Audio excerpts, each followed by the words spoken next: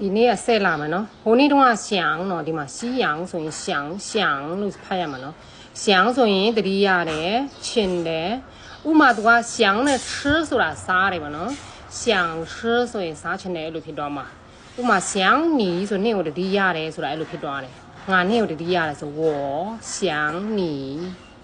အနောက်မှာပြီးဆိုလဲတလုံးထည့်ပြတယ်။အော်ရှမ်းနီလဲဆိုငါညတတိယပြီ။ဒါလေးတွေအရင်ချက်လိုက်မင်းနင်းလေးတွေနော်အခု40လောက်ရှိမယ်။မင်းနင်းလေးတွေ40လောက်ချက်ပြီးပြီဆိုရင်တော့စနောက်ဆိုရင်စာကြောင်းလေးတွေတင်ပေးမယ်နော်။ဒီချာလိုက်ဖတ်မယ်လိုက်ကြည့်မယ်နော်။ဒီမှာ吃ဟိုနေ့တော့တင်ပြီးပြီ吃ဆိုရင်စားဒီ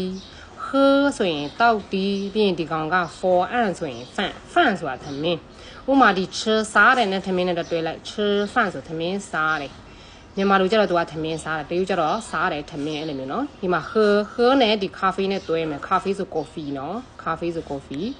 ဟဲ咖啡ဆိုရင် coffee တောက်တယ်သူတောက်တာကို vat ကိုအရှိမှထားတယ်နော်ဒီနောင်းလို့ဆိုရင်နောက်မှာဒီနာမည်တွေနော်ဘလူနောင်းလေးပဲဆိုအနောက်မှာထားတယ်နော် vat ကိုအရှိမှထားတယ်ဒီမှာ茶ဆိုရင်老师တို့ကနှမျိုးပြောလို့ရတယ်လက်ဖက်ရည်ပြီးရင်ခါရည်ချမ်းဆိုရင်လည်းသူက茶ပဲဒီမှာ什么ဆိုရင်ဘာလဲ你的吃啥嘞？什么吧嘞？你把啥嘞？你吃什么？所以你没多嘛多喏。比如后面多来点比哪里？所以白马嘞。你嘛个上班所以啊楼的学校所以教你嘛闹得苦啦嘛地个啊点喏，东西这个啊点喏。ဒီမှာရီအောက်ဆိုရင်ရောက်ဆိုရင်ယူမယ်နောက်တစ်ခုကျတော့တော့မယ်เนาะတော့မယ်ဥမာ我要去学校了ကျွန်တော်ကျောင်းသွားတော့မယ်我要吃饭ငါထမင်းစားမယ်အဲ့လိုမျိုးเนาะဒီ30နှစ်ကစိုက်ဆိုပါလေဆိုမာနောက်တစ်မျိုးသူရဲ့အခါကနေဒီ verb ing အနေနဲ့သုံးမယ်နောက်တစ်ခုကျတော့နော်我在吃饭ကျွန်တော်စားနေတယ်အဲ့လိုမျိုးပေါ့နော်我在学校ကျောင်းမှာနေတယ်我在唱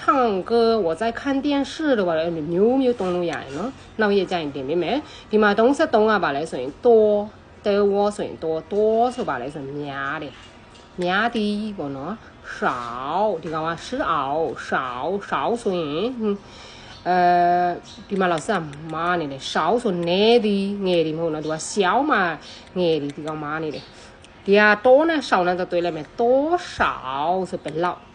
多少ဘယ်လောက်နောက်တစ်ခုကချီးအန်ဆိုရင်錢ဆိုရင်ပတ်စံ多少钱ပတ်စံဘယ်လောက်လဲပတ်စံတရုတ်လိုအဲ့လိုနော်有ဆိုတာရှိသည်ကြီးဆိုဘယ်လောက်ဒီတူတဲ့အတွက်လေးတုံးမယ်ပေါ့နော်几个ဆိုရင်ဘယ်နှစ်ယောက်人ဆိုရင်လူ几个人လူဘယ်နှစ်ယောက်သူအဲ့လိုမျိုးနော်